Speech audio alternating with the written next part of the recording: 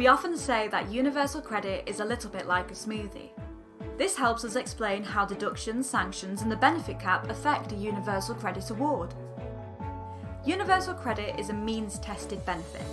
This means that the DWP will, at the end of the claimant's monthly assessment period, compare how much they need to live on with how much income they've actually had.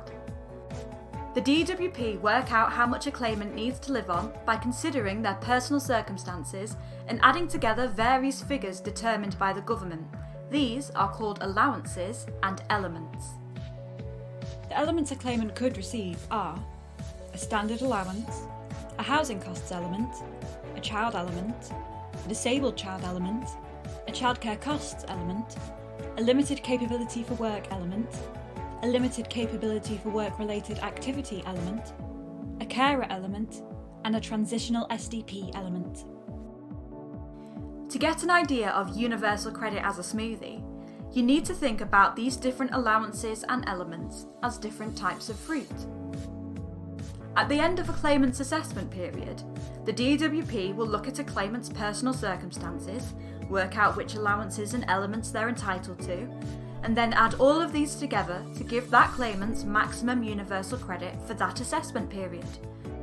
Or the way we look at it, the various fruit are added to the blender to make a smoothie. This figure, the claimant's maximum universal credit, is the most they could receive for that assessment period. So if the claimant has no income to be taken into account, this would be the amount that they were entitled to. And if they have no deductions to take off, then this is what the claimant would be paid. They can have the whole smoothie. However, many claimants do have income. Some have deductions and some have both. And these will need to be taken off the maximum universal credit award, or poured out from the smoothie. Where this happens, you can't say it's the housing costs element or the standard allowance that's being reduced. It's all lumped together as one payment, as one smoothie. This is why we came up with the idea of the smoothie, to show how things like the benefit cap, managed payments, overpayments, third-party deductions for rent arrears and sanctions and so on don't reduce just a particular element, but are taken off the whole universal credit entitlement. You can't remove one type of fruit from a smoothie because it's already been blended in. You can, however, pour out a little bit from the whole smoothie.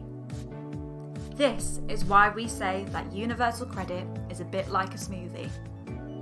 If you want to know more about how this works, please see our website or watch one of our other videos.